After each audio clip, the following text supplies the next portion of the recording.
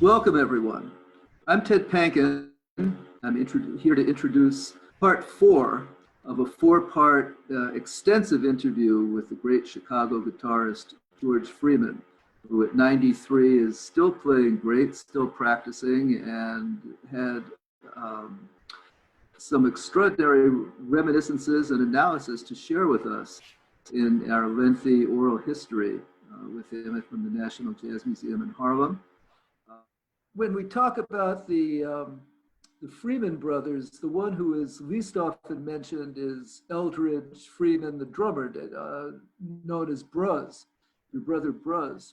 Yeah. And I'm wondering if you can tell us something about him and his life. Who some of the people were that he was listening to as a young guy, and what got him out from, he was even a tennis pro at one point. He sounds like a very interesting man. Life, yeah. Bruz was very inspiring for me. Bruz Freeman and Von Freeman, I had two, and my mother and my father. My Bruz was able to tell me about the story. I didn't know anything about a story in the guitar playing, about playing the story. And he would sit me down and listen. I listened to the horn players play, the trumpet players play, and I could hear the story way back then. Because Bruz had told me about this story, how you can play and tell a story. And then my brother Von, Bruz would come home with all of the latest recordings of Benny Goodman and Charlie Parker. And Charlie Parker, you know, he was just phenomenal. I doubt seriously if there ever will be another Charlie Parker. I mean, Charlie Parker, Charlie Christian. Well, both of them. Charlie Parker and Charles. Speaking of originality, those were two of them. Yeah, you know. So my mother, she was crazy about By the way, did she play guitar? I read in a liner note from one of your records that your mother played guitar. My mother played guitar and could pedal foot, could sing harmony notes, anything you played. And it was just fantastic coming up, because my father, he was a policeman, and he would come home, and policemen at that time worked 3 different shifts. And when he come home from work, we had a radio that he could go in the back of it, something to fix up the bass on the radio and make that radio sound like a big band. And so when he worked that 4 to 12 shift, he come and turn that radio on, and at that time, Fat Wallace was important. Stan, Tommy Dorsey. It was, everybody was on the radio at that time. And so the three of us would go to school the next day, and the teacher would sit for my mother. She said, "I don't know what's wrong with your son." She said, "But one day he's brilliant." And she said, "Come back one week, he don't know what he's he don't know what he's doing. He can't hear nothing. He can't see. He forgets everything." And my mother said that's because his father plays the radio, and they listened to the radio all night. And I got in the habit of listening to the radio when I was a kid. And at that time, they had Gene Krupa, Tommy Dorsey, and had a bunch of bands out there that come on the radio. And I listened to the radio. I got such a joy out of it until I stay up all night. So I went to school the next day. I'd be so tired and sleepy, I couldn't get nothing together. Because my father had that ship where he played that radio at that time, you know. But nevertheless, though, they had guitar players were playing good back there during that time too, but they weren't. I think what turned things around was Hemp came out there with his band. Hemp came out there with Flying Home, Hamp's Boogie Woogie, and he had the trumpet players playing that trumpets back there, and he had the drummer playing that backbeat on the drums. A guitar player would catch heck trying to play over all that noise. And so I was in New York City. I just got married. I was in New York City, and I made an audition with him because he's getting ready to go to Europe. And he told me, he says, I was playing over him. And he said, yeah, man. He said, I want you to come and go to Europe with me. He said, I got to talk to my wife. And he said, I want you to come with me. But I was playing hard then. I was over playing him.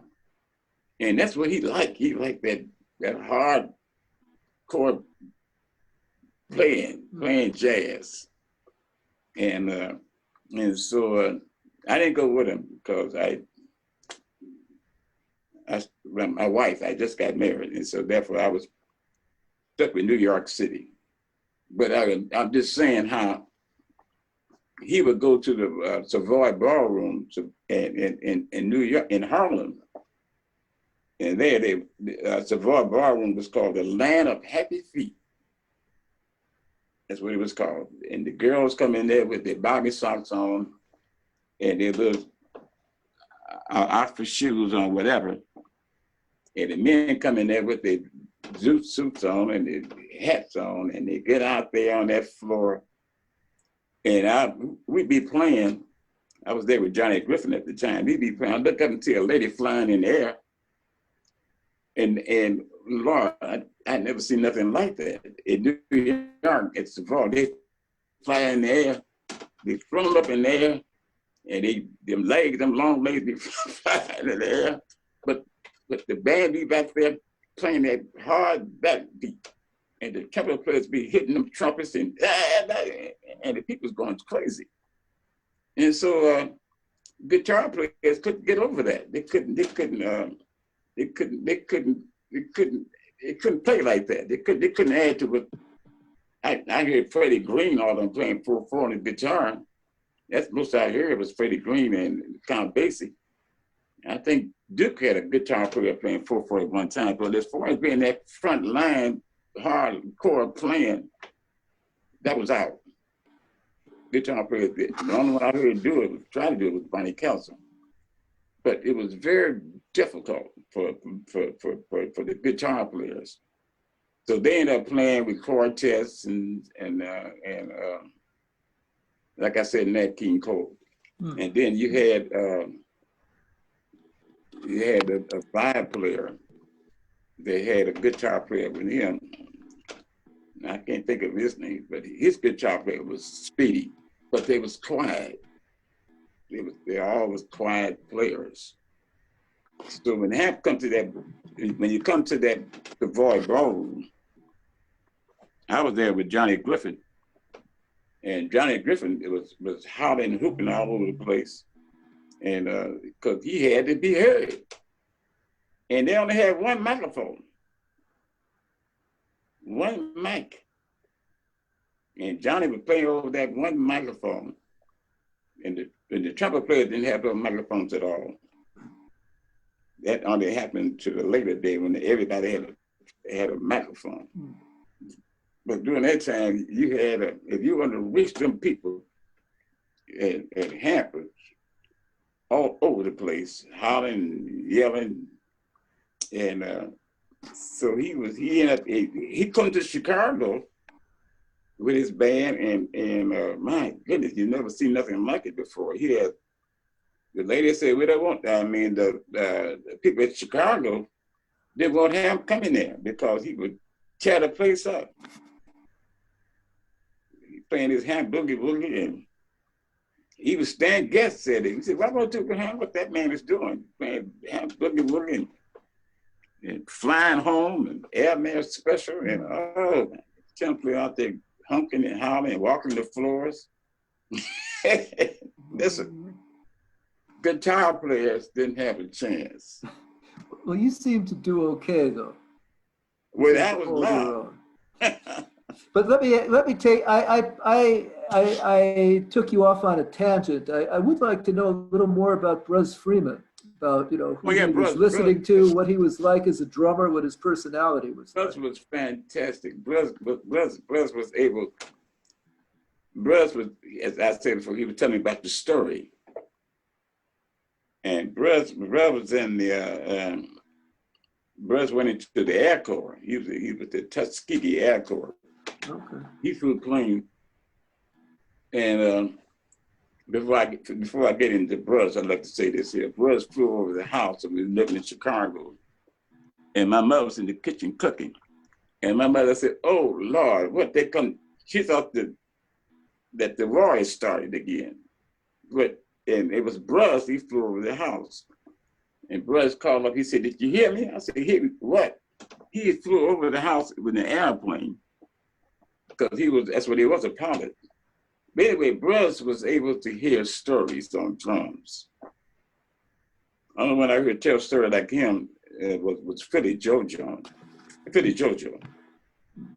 Where Buzz was able to tell stories, and he played the drums. And he told me about the stories all along when I was a kid. And with him telling me the stories, and my brother Vaughn going in the closet playing the saxophone. Vaughn used to go in the closet and play. He said that would develop his tone. So with him telling the stories, I'm getting the stories from Buzz, and Vaughn playing this saxophone, and getting that big sound, and then I met John Goodlow across the street there, who was fiddling it on that guitar. He didn't play loud; he just was able to fiddle. But by me being with my brother telling them stories and Vaughn playing that saxophone, I didn't have no place else to go but play loud. And of course, I didn't call it playing loud. I called it playing energy. I had the energy, and that's what I had to play with in Chicago at the Persian Ballroom. In order to make them people dance, you had to have energy, and that's how we come up with the energy level. You had to be strong, and to play a dance. If you play a dance, and the motor said, the people sitting down on the walls, the motor said, "Well, hey, he gets somebody else." He didn't allow that. He wanted you to get out there and make some people get out there and dance. So that's where the picks come in at. You had to get them hard picks. And I didn't know, I've always been able to play soft. If it comes to that, if it comes to playing soft, you have to play soft. Yeah, it's true, of course, but to make a living, and play these clubs, and you had to make people get out there and dance.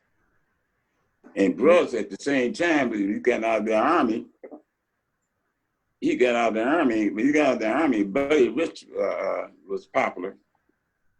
Not out of the army, out of the Air Corps. Buddy Rich was popular, and Max Roach was popular. So when Bruce got out of the army, out of the Air Corps, he went and started taking up drums, and he learned so fast, and he liked Buddy Rich. Well, about me being a bebopper, when Vaughn was in the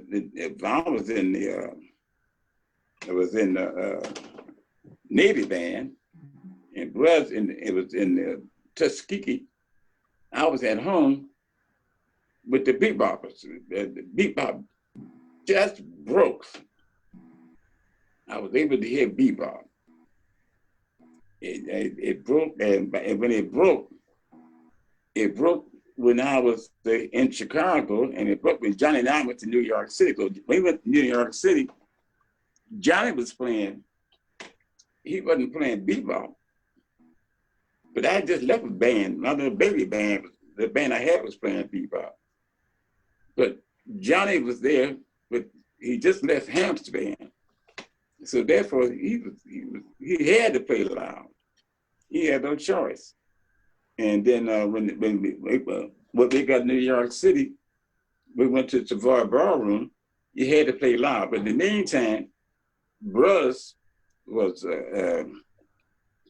started playing the drums like Buddy Rich. And I said, well, they're not playing like like Buddy Rich anymore. They're playing like Max Roach. Well, Buddy was good. Buddy come to the Regal Theater, and he was so fast until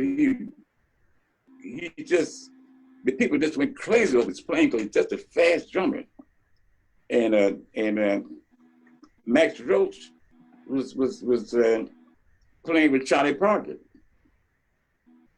Well, at that time,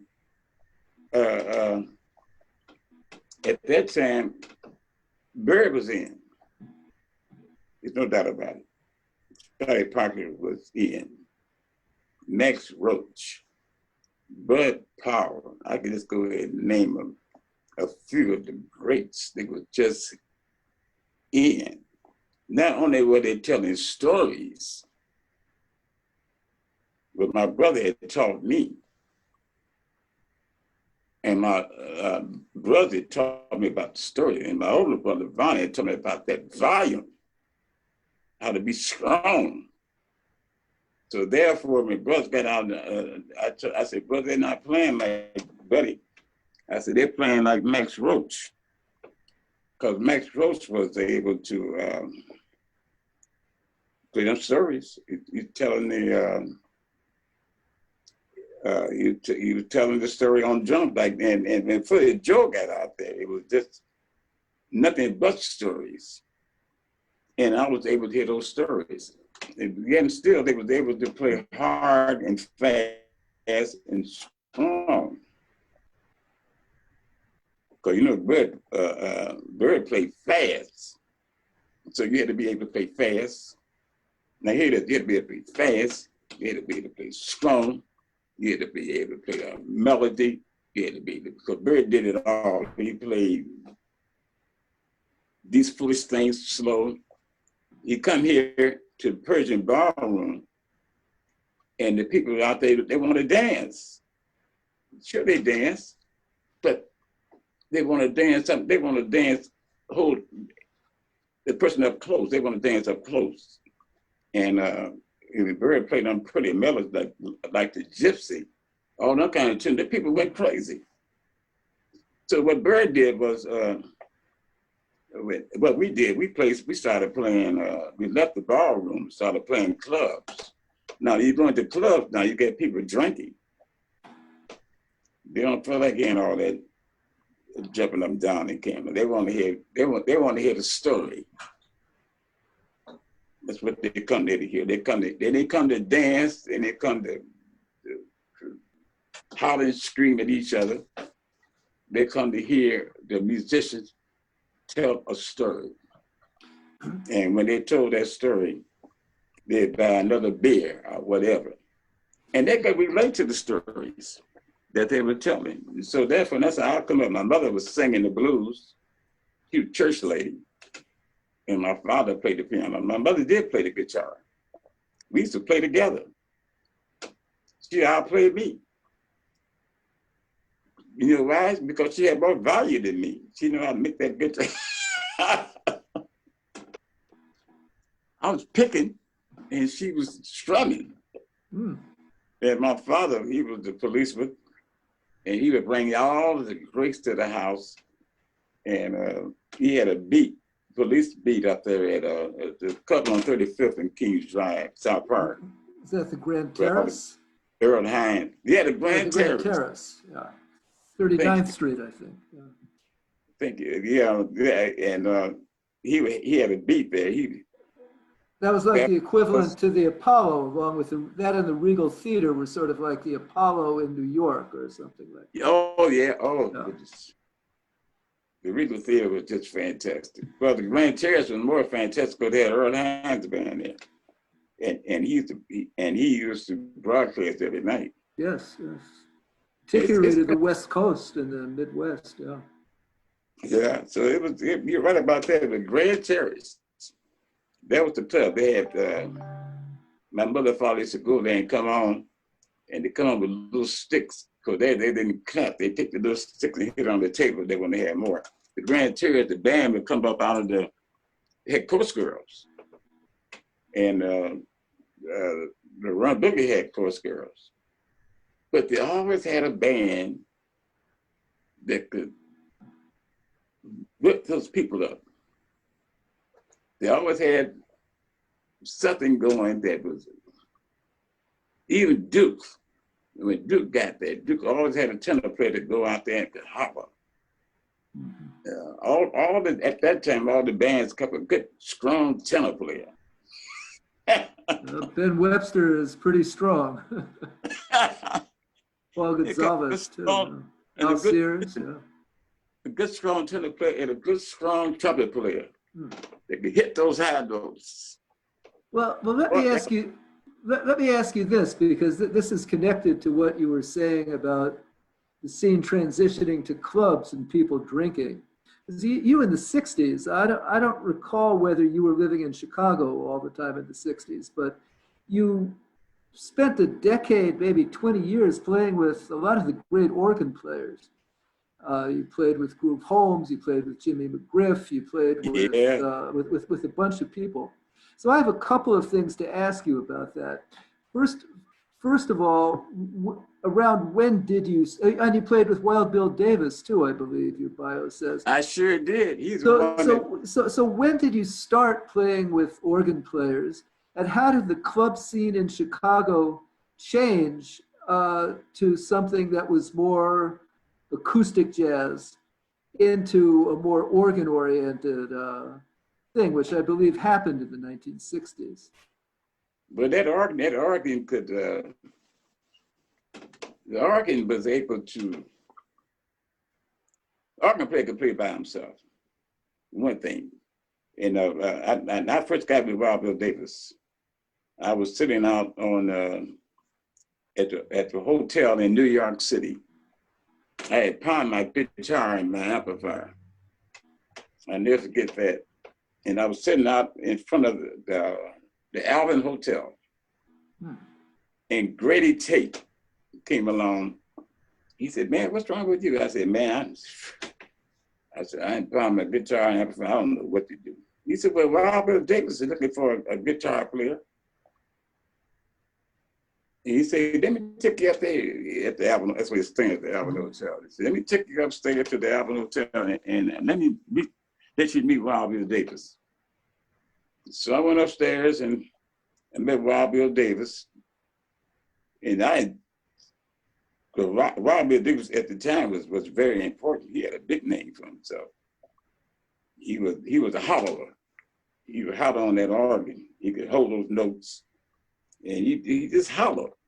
He wasn't picking the notes, he just hollered. So I went upstairs and met him, and they getting ready to go to California. And I said, well, man, I said, I don't have no guitar, man. He said, you don't have no guitar. I said, yeah, I pawned my guitar. He said to me, he said, he said, well, you should never have pawned your guitar. I said, well, I pawned mine because I had to eat, I had to have something coming in. So he went and got my guitar out at the shop and I mean, at the pawn shop, and we went to California.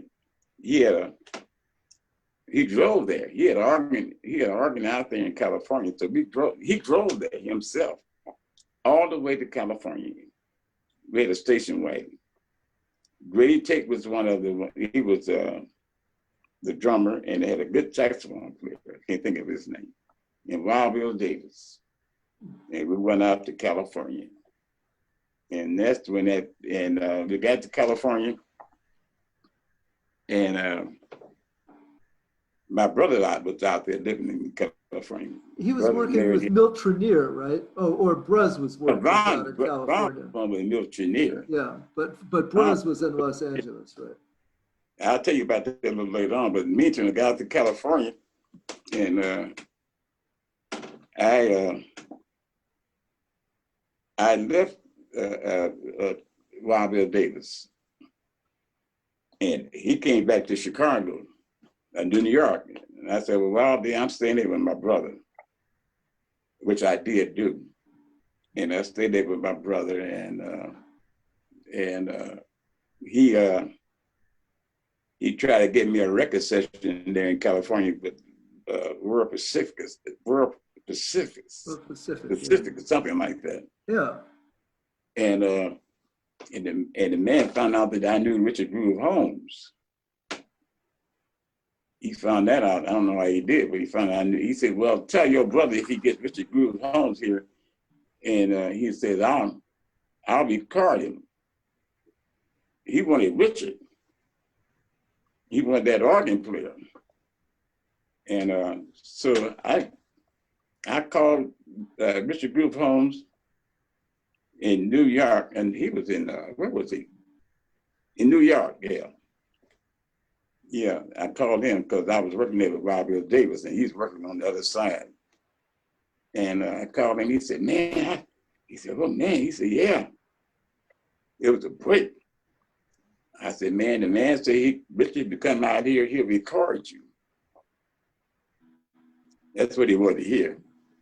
They were going to record him. So he came out there in a station, in a funeral home that you carry the casket in. He came out there in a funeral home car with the organ in the back of the funeral, this funeral car. And I got out there with him, and we got together, and we worked together, grew with this funeral car and the organ in the back. Everywhere Groove would go, they asked him to leave because one man told Groove, he said, listen, you got to go. He said, because ever since you've been here with that funeral car, I haven't had no business. So we had a rhythm coming out there called Pacific. Mm-hmm. And the man wanted Groove so bad, we called him Groove, and Les McCann, and Ben Webster, and Tricky Lawson, big trombone. And we recorded, and Groove got a gig working up there, I can't think of the name of the street there in California. And he was notorious on the organ because he was a showman. And we had that gig going. And that's where I met my wife at the time. And we stayed there for about, we recorded one record. That's all I made, it was one record. Because I left to come back home. My home was New York. And I meant to come back home and to Blue Note. So Blue Note said that they was going to record me. Blue Note Records said they were going to record. Yeah, I was coming back because the man there at River City wasn't going to do nothing for me. He was interested in Groove Home. So I left Groove Home and went back to New York. I had a lot of nerves. I found a fellow that was driving back to New York City. He had a little car and he drove me back to New York. And I got back there. And when I got back to New York City, I got back there a little bit too late because Glenn Green, the guitar player, he's from the same town of Miles Davis. He's from St. Louis. And Miles Davis told Blue Note about Glenn Green. And when I got there a little bit too late. Glenn got there and it started recording for Blue Note. And he was different because he could play good. He was a picker. He could pick that guitar. And you and Harlem hooping. Even though I heard some record that he made when he was playing the blues, but he didn't have to holler and hoop. So he was out of St. Louis and he could pick straight jazz. And he got there and got with Blue Note. And that's what happened there with me. And so the story goes on. I'm not going to go into the story, but that's how the organ players came in for. And, did you know Wes Montgomery during the 50s when he was living in Indianapolis? Wes Montgomery, I knew him very well. He'd come by my house. And he got octaves for me. I knew him very well. Wes Montgomery got octaves for me. Well, let me tell you what happened. I got octaves from my friend, John Goodlow. And he used to play octaves in front of me. And so I picked them up from him. And so Leo Blivens, well, you talking about the guitar player? Yes, I asked you about West by the house. And he wanted West to meet me, and he wanted me to meet West. I guess he did. So when West got there, we were playing, and West had his own style of playing then. But he didn't pick no octaves. He was just playing single notes. And I started playing octaves in front of him and ran in front of him. I didn't think it was important. But it was. Because he got famous. And because I saw West in New York City and he would even speak to me. But he got those octaves from me. And I got my octaves from John. Wow.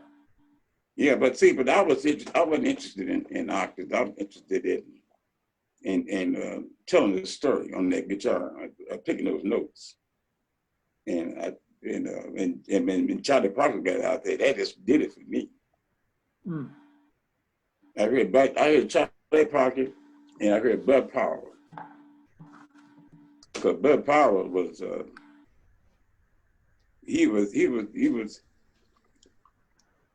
what he was doing was unbelievable anyway. Because he had at that time he had Art Tatum out there. Yeah.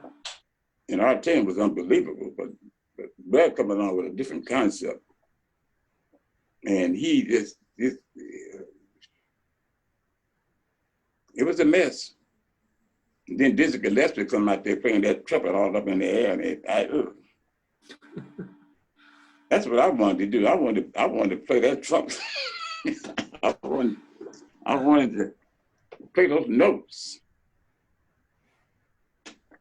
Well, showmanship was a big thing back in the Huh? 40s and 50s. Showmanship was very important in that Championship, time. Dizzy that was, Gillespie had come out of Cab Calloway's band and, developed a lot of those ideas.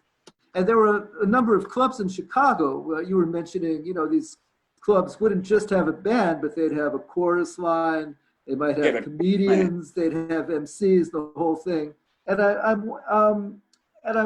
and one of the most famous clubs was the Club de Lisa in Chicago. I'm oh, wondering if you and I know Joe. I think Joe Williams got his start maybe at the Club de Lisa or yeah, I one of was his crazy early gigs. about I'm it. wondering if not too many people witnessed that who are around now, and I'm Uh, wondering if you could tell us about that.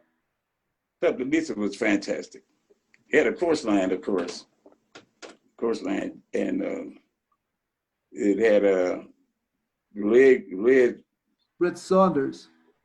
band of drums. Yeah, he had about 4 or 5 pieces, and he come on stage, and that stage blew up in the air, and he bring those girls out there, and the girls went out there and started dancing, and Red was fantastic, and he had a comedian. He was funny, and that's how Joe Williams got his start, working there with Red Saunders. Yeah, but Club de Lisa was fantastic. That's where everybody went to.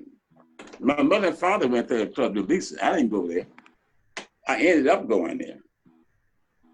But my mother and father, they used to go out to the Rum Boogie and the Club de Lisa. That was the night spot in Chicago. And you had a couple of more places, the Grand Terrace. I think the Grand Terrace was the biggest one of all. That's where they had Earl Hines. Earl Hines used to broadcast every night from the Grand Terrace, Father Hines.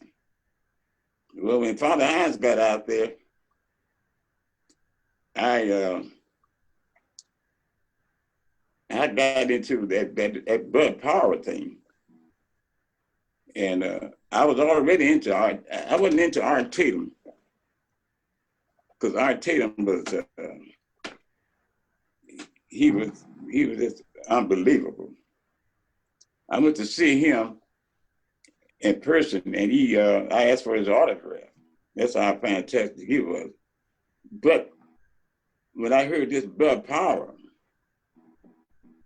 I heard when he got out there, that turned everything around. It turned me around and turned the neighborhood around and turned all the kids around. The kids were crazy about Bud Power. That's where that went. They were crazy about Charlie Parker, but they was crazy about Bud Power.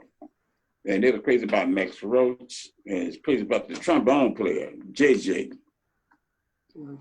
That's how that went when that came along. And JJ was playing that trombone like a trumpet or something. And then you had Dizzy come along, and when Dizzy got out there, Dizzy and his band, Dizzy Gillespie was, like you say, he had showmanship. He was friendly. He'd get on the stage, he would dance for the people. He would make jokes. He wasn't conceited. He wasn't big-headed. He was just, and then he played that trumpet. He always kept him a good rhythm session though. That was his thing, was a good, strong drummer who didn't play backbeat. He didn't have to play backbeat. He kept a good, strong drummer that could swing. And Dizzy sat there and play that bebop straight up. And it's gonna tell you what Dizzy might do. He come out of the Wiggle Theater riding the curtains. The curtains opened up and Dizzy be on the curtains. He was hilarious. And but however, he had a band that was playing all bebop tunes. It just bebop was in. That was the bebop period. It was time for everybody to just come on in, because Dizzy Gillespie had people making up words to songs, making up lyrics to songs that was played. But Dizzy Gillespie and that big band, he kept a good, strong drummer who could play those drums. And Dizzy could play. I played at the Regal at the Persian Ballroom with Dizzy Gillespie and Roy Eldridge. Now, Roy Eldridge was strong. He bust those high notes, and he was a swinger. And he could hit those high notes, and when they came to the Persian Ballroom, my brother and I was in the back listening to Dizzy play. And we went off. And Roy got mad because we went off for Diz. But it wasn't that we went off about for Diz, but Diz was everything that Roy had played. Diz was able to play on top of what Roy had done. He could play, his chops were so strong. There we go with that pick again. He had those strong chops, and he could go on top. Because Roy Eldridge was strong anyway, but his concept was totally different from me. His concept wasn't a bebop. He was just a swinger. He played with James Cooper. He played with lots of bands, but he didn't have that bebop flavor. But Dizzy had the bebop flavor. He could hit those high notes, and when I got to New York City, everybody had Dizzy Gillespie. And Roy and Louis Armstrong said, "You're gonna lose his chops," and which he did. He lost his chops. He got so he couldn't play high notes anymore. He did. That's what Louis said, he can lose his chop. And Miles Davis made sure he didn't lose his, because Miles Davis didn't go up there. He didn't go up there trying to scream, and he just stayed medium. Every now and then he hit a high note. But Miles Davis could always groove. He would just go upstairs and swing, but Miles would stay down at a lower level and just groove you to death. But he never did hurt his chops. So, but like Loren Armstrong said, they won't have no chops. And then they went on from there. You had people like Freddie Hubbard, all the people came out there playing.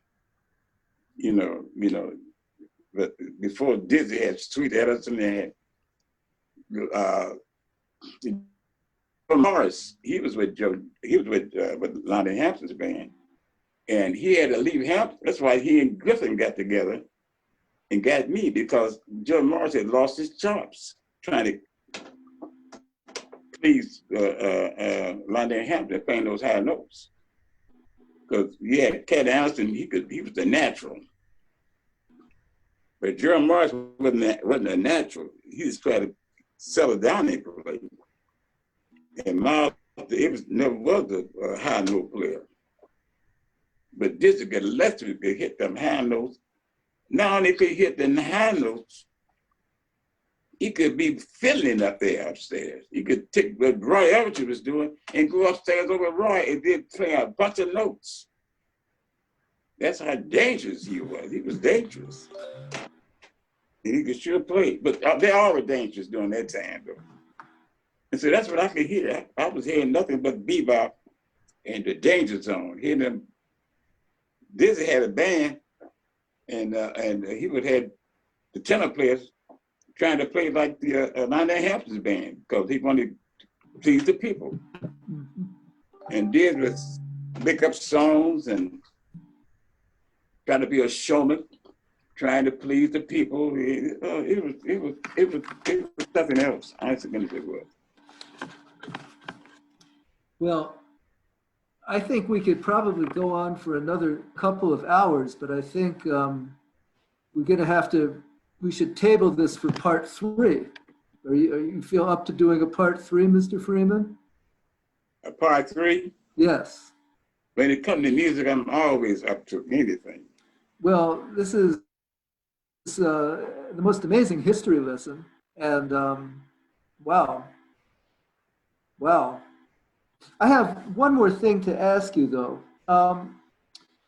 Were you in the 60s and 70s listening to, I don't know, I mean, to guitarists like Jimi Hendrix or Carlos Santana, or the people who were extending the range of the guitar, but weren't necessarily jazz guitarists? And one reason I'm asking is, this afternoon, preparing for the interview, I was listening to some records that I didn't know before from the 70s with, real serious funk beats and, grooves that, you could think of DJs in England playing for dancers or things like this. I mean, some serious funk. I was also thinking of Pete Cozy, the Chicago guitarist who was with the AACM, who I'm sure must have been listening to you somewhat. Good friend of mine. So maybe we could end this portion of our ongoing George Freeman oral history to talk a little bit about that period and how it inflects what you do and affected you and your impact on it. Okay. Pete Cozy Pete Cozy was, let's say that he was kind of like he was a good guitarist. He used to tune his guitar strings up differently from most guitar players. That's one thing he did. And Miles Davis had Pete Cozy playing with him. Yes. Because Pete Cozy was, he used to wear those kind of costumes that they were wearing, like Miles used to wear. I call them costumes, but the clothes they used to wear. Anyway, early 70s style. yeah. And anyway, Miles liked Pete Cozy, but Pete Cozy could, I think he and Miles got together. They liked each other. But Pete Cozy was I used to go by his house and have him fix my guitar for me. He was a guitar wizard. But Pete Cozy was I think he was ahead of his time myself. I think he was out there in front of what to wear. Like Miles was ahead of his time, but of course Miles always did credit himself as being aware pretty clothes and keep his hair looking well and wear those big glasses, and he wore nice suits and ties, but he was always cool. And he was able to tell stories on that trumpet. That was the catch. But Miles Davis, he could play that trumpet. And they call it a gimmick when he had that mute. He put that mute in there. You know it was Miles Davis. But he didn't have to have no mute to know it was Miles Davis. They listened to the stories that he would tell on that trumpet. And and that's one thing that I don't know where he got it from. He got it from the rest of the cats in New York. That's where he got it from.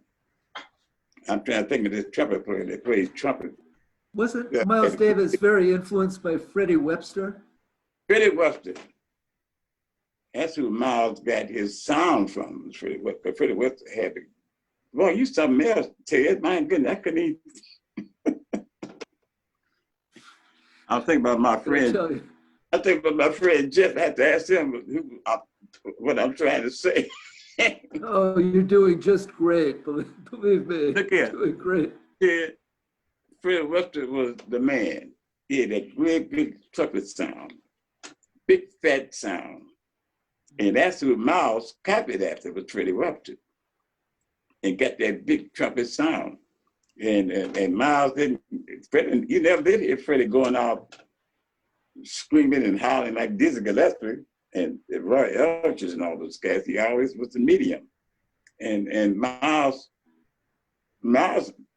he credited himself as being able to play like Freddie Webster. And he's the first one I've heard really mention about Freddie Webster, but that was the one, Freddie Webster. He's the one that had the sound that was appropriate. Well, some of the things you were playing on those with those funk rhythms and multiple percussion and so forth, like on the I don't know, the 2 organ date with Groove Holmes and Jimmy McGriff, and you're paired off with O'Donnell Levy. Some of the things you're playing would have fit right in with what Miles Davis was doing in the early 70s or at any of those funk bands. So I'm just wondering, were those simply done for commercial considerations? Were those things that you were hearing at the time? Whatever it was that was going on, I was hearing at the time. Everything is going on. Like I'm hearing whatever is going on, I'm hearing it now at the time. And but the main thing is you can hear it at the time, but you got to be able to you can hear it, but you got to be able to play it. You could have that, and I was able to hear it and play it at the time. I was able to tell those stories. That's where the stories come in at. And I was able to play hard with Jimmy McGriff and Drew Holmes. But you had to play hard. Them organ players is flying all over the place. They loud as hell. I mean, it's hell. When I first got there in Atlantic City with Wild Bill Davis. Wild Bill Davis had one organ that was on stage. And people, we were working in Atlantic City. Now people walking out by the place. He got another organ speaker and put back there in the back. He had 2 speakers, one on stage and one back in the back. And he's playing that organ, and he and people like Charlie Earl and all those people, Jimmy Smith, they all had those gigantic organ sounds, and the people just been crazy over it. And especially if you get a good drummer that fit in with that organ player, they used to go crazy. And but Wild Davis, like I said before, he had a good organ. He put that speaker back there in the back, and the people started hearing that sound. He had Gritty Tate playing drums with him, and Gritty was known to be a swinger. He was a singer too. But I'm saying how that organ was able to just enhance people, and it's to this very day it's still doing the same thing. When I got back to Chicago, everybody had an organ. All the clubs had organs. Everybody wanted to play with that organ. Listen to that bass fiddle that playing the bass drum. In New York, they had Shirley Scott and another lady playing organ. It was just organ town. Jimmy McGriff was Lord, who could be more funky than him? Playing that organ. And Groove Holmes, he was left-handed. He was left-handed, so no, he was left-footed. And so they playing that organ, and let me tell you something funny that happened. We were playing a gig in, I think it was in Philadelphia somewhere, and Groove had a drummer and myself, and we on stage playing this organ. I mean, playing this gig, and Groove Holmes had 2 speakers, And Groove Holmes took a solo in front of me and turned around and told me to top that. So this is what I did. I was already loud anyway. So the ceiling was a low ceiling. And I had this Gibson guitar with a long neck. I'm playing this guitar and grooving. He was grooving that organ and the drummer was grooving. I took the guitar and I accidentally hit the ceiling and I found the ceiling was weak. So I took that guitar, hit that ceiling, and the ceiling came down on Groove Holmes' head. The whole ceiling. And Groove, and the lady said, kick that in. And Groove was horrified because he couldn't believe that this thing had fell on his head. And the people just fell out laughing. Of course, I didn't go through with it because he didn't care too much for that act. Well, you've told many, many stories on this evening's conversation, George Freeman, and hopefully we'll hear more the next time. I enjoyed it so much, Ted. Thank you so much. Oh, what an education. Thank you, George Freeman, and we'll see you again soon, I hope. Thank you, Ted. I enjoyed it so much. Yeah. Bye-bye. Bye-bye. And that concludes our 4-part interview series as part of Harlem Speaks with George Freeman. And thank you to Ted Panken for doing such a wonderful job throughout this series. The museum offers many programs, some historical, some interviews, many on contemporary issues that intersect in many and surprising ways with jazz. My name is Loren Schoenberg. I'm the senior scholar at the museum. You can find out more about what we offer at our website, www.jmih.org, at our Facebook page, also on our YouTube channel, where many of these interviews ultimately live.